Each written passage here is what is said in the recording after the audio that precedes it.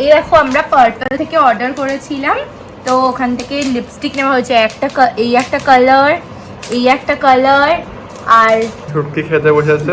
ছুটকি মাছটা কেমন লেগেছে? ভালো হয়েছে না? খুব ভালো হয়েছে।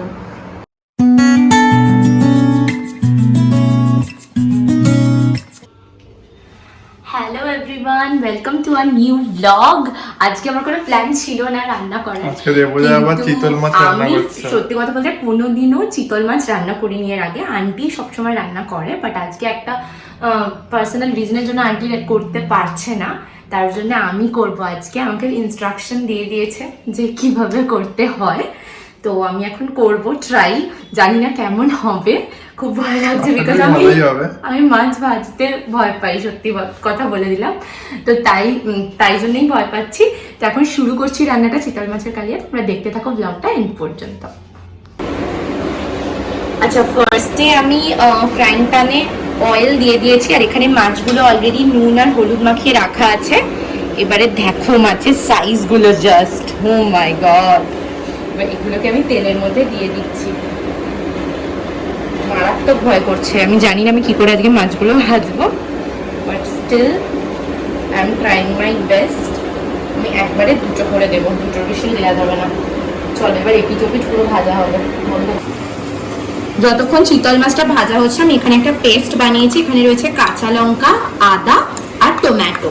একটা টমেটো, অল্প একটু আদা বাটা আর 4টে কাঁচা লঙ্কার পেস্ট বানিয়েছি।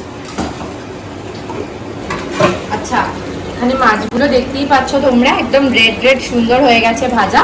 এরপর এটা তুলে নিয়ে আমি করলাটের মাছটার মধ্যে দেবো। এবার এই মাছ তোলাটাই তো হলো মেন, যেটাতে আমি ভয় পাই। আমি পুরো রেডি মাছ তোলার জন্য। আস্তে করে তুলতে হবে যাতে ভেঙে না যায়। তোলার সময় একটুখানি তেলটাকে ছড়িয়ে নিচ্ছি।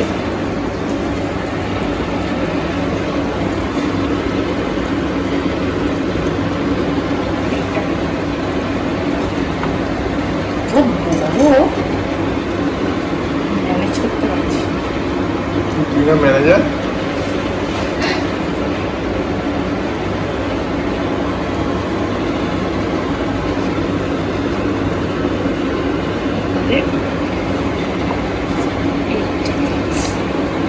স্লিপ কেটে যাচ্ছে আসলে ফিশটা থেকে নিজস্ব আবার অয়েল বেরোয়, তো স্লিপারি এই তুলে নিচ্ছি।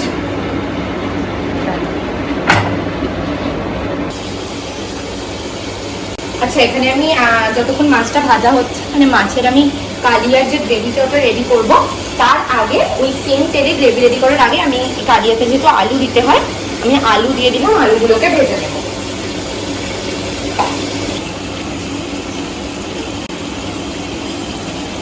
হয় দেখো, আমি সুন্দর মাছগুলো সব ভেজে দিয়েছি, আলুও ভাজা হয়ে গেছে। ও, এইবারে যে তেলটা আছে ওর মধ্যে গ্রেভিটা করব। ফোড়নে দিতে হবে হচ্ছে জিরে, দিয়ে দিলাম জিরে, আর দেব হচ্ছে তেজপাতা, এই দিয়ে দিলাম তেজপাতা একটা।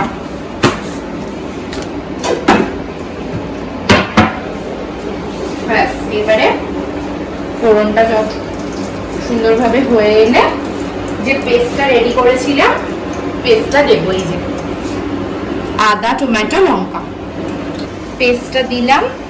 পেস্টটা দেওয়ার পরে দিচ্ছি হচ্ছে জিরে গুঁড়ো, দিচ্ছি 1 চামচ ধনের গুঁড়ো, দেন দেবো সল্ট। অল্প দেবো, যেহেতু অলরেডি মাছে নুন আর হলুদ মাখানো ছিল, তাই সল্টটা অল্প দিলাম। তার সাথে দেব হচ্ছে একটুখানি যাতে কালার আসে, তাই জন্য কাশ্মীরি রেড চিলি। এটাতে কোনো ঝাল হয় না, কেন কি অলরেডি যেহেতু আমি চিলি পেস্ট দিয়েছি, তাই জন্য শুধু কালারের জন্য একটুখানি কাশ্মীরি রেডটা দিলাম। ঠিক আছে, আর দেব হচ্ছে না, এটাতে সস দেয় না। আর একটু দিলাম হচ্ছে সুগার, জাস্ট 1 চামচ। ব্যাস, সবকিছু অ্যাড করে এবার ভালো করে মিক্স করে দিচ্ছি। দেখতেই পাচ্ছ সবাই, মশলাটা দেখতেই পাচ্ছ সবাই সুন্দর কষা হয়ে গেছে। এর মধ্যে এবার মশলার এক্সট্রা যে জিনিসটা ছিল, ওই লেগেছিল মিক্সারে, জল দিয়ে দিলাম। এবারে এটাকে মিশিয়ে দিচ্ছি। এটা একটু ফুটে এলে মাছগুলো দিয়ে দেবো, দিয়ে ঢাকা দেবো। এখন জলটা অ্যাড করার পরে এটা সুন্দর ফুটে গেছে।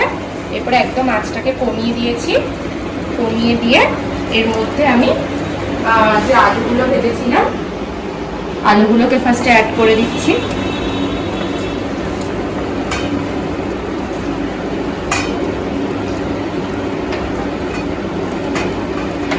আলুগুলো দিয়ে একটু আমি মিক্স করে নেব। তারপরে মাছটা দেওয়ার পরে কিন্তু বেশি আর নাড়ানো যাবে না, তাহলে কিন্তু মাছগুলো ভেঙে যাওয়ার চান্স থাকে। তো আমি জাস্ট মাছগুলোকে ওপর থেকে আস্তে আস্তে কড়ার মধ্যে কিভাবে সাজিয়ে দিচ্ছি দেখো।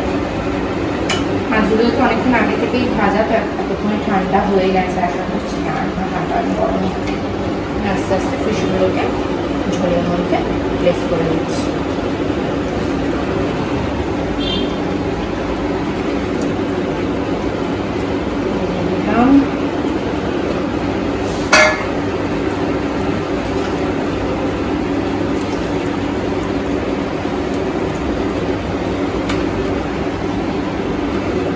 আস্তে আস্তে দিতে হবে, যদি মাছটা ভেঙে গেলে কিন্তু কাটা কাটা মিশে যাবে ঝোলে। এবং আস্তে আস্তে আমি দিচ্ছি, একটুখানি জলও দেবো যদিও বা।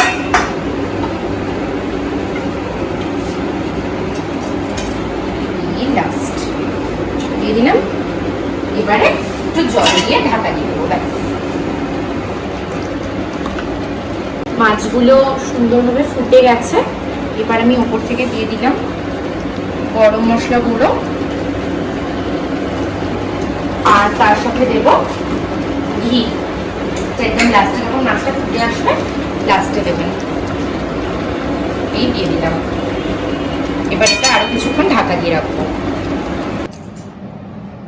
সো এটা হচ্ছে ফাইনাল লুক চিতল মাছের কালিয়া। সবাই দেখো, একটা সুন্দর রেড কালারের অয়েল টাইপের বেরোচ্ছে। অয়েল টাইপের না, অয়েলই বেরোচ্ছে। অয়েল টাইপের আবার কি বেরোবে? আচ্ছা ঠিক আছে, সত্যি ঠিক আছে। এটা হলো ফাইনাল লুক গাইস, খেয়ে জানানো হবে কেমন। এই দেখো, আমরা পার্পল থেকে অর্ডার করেছিলাম, তো ওখান থেকে লিপস্টিক নেওয়া হয়েছে। এই একটা কালার, এই একটা কালার, আর এই একটা কালার। দেখি এই কালারটা, এই একটা, এই তিনটে কালার NY বের এগুলো। তারপর ন্যাচারালি থেকে এগুলো হচ্ছে শ্যাম্পু, কন্ডিশনার আর ফেস ওয়াশ। আর হচ্ছে এগুলো হচ্ছে ক্লিনজিং ওয়াইপস। আর কি এসছে দেখি, এটা হচ্ছে ফেস ওয়াশ। এইসব আনা হয়েছে পার্পল থেকে, এগুলো এখন আনবক্সিং করা হচ্ছে। তো দেবজা আজকে যে চিতল মাছটা করেছিল সেটা খেতে সত্যি সবার খুব ভালো লেগেছে, ইভেন আমারও খুব ভালো লেগেছে। এত ভালো লেগেছে যে ওটা ভিডিও করা হয়নি, সবাই মানে তাড়াহুড়ো করে খেয়ে নিয়েছে। এখন ছুটকি খাচ্ছে বাইরে। ছুটকিরও প্রায় খাওয়া শেষ, ওই তো অনেকক্ষণ আগে। ছুটকির কাছে ক্যামেরাটা নিয়ে চলে, একবার মজা হবে। আচ্ছা, ছুটকি খেতে বসেছে। ছুটকি মাছটা কেমন লেগেছে? ভালো হয়েছে না? খুব ভালো হয়েছে। তো তুই এত স্লোলি খাচ্ছিস কেন? কাটা আছে অনেক। কাটা আছে? আচ্ছা, লাল হয়েছে ভাজাটা? হ্যাঁ হ্যাঁ হ্যাঁ, ভাজা ঠিক আছে একদম। অলোকে তো? হ্যাঁ ঠিক আছে। সবাই হয়তো ভাবতে পারো যে আজকে আমি আবার কেন লিপস্টিক পরে আছি। তো একটু আগে দেখালাম পার্পল থেকে ওগুলো এসছে, তো আমি কাকিমণি সবাই লিপস্টিকটা ট্রাই করছিলাম যে শেডটা কেমন, তার জন্য পরেছি। প্লিজ কেউ ভেবো না যে আমি বাড়িতে লিপস্টিক পরে থাকি, পাগল তো। তো সেটাই আমি এবার ক্লিয়ার করে দিলাম। আমরা একটু বেরিয়েছিলাম, ফ্যাক্টরি কিছু কাজ ছিল সেটা করলাম, বিকেলবেলা হাঁটাও হলো। সব কিছু করে মোটামুটি প্রচণ্ড টায়ার্ড হয়ে গেছি এখন। আজকে ব্লগটা আর কন্টিনিউ করতে পারছি না, আজকের মতো ব্লগটা এখানেই এন্ড করে দিচ্ছি। খুব তাড়াতাড়ি ফিরবো একটা সুন্দর নতুন ব্লগ নিয়ে। ততক্ষণের জন্য stay tuned guys, bye bye, have a nice day, good night. Good night বলে রে। Good night everyone.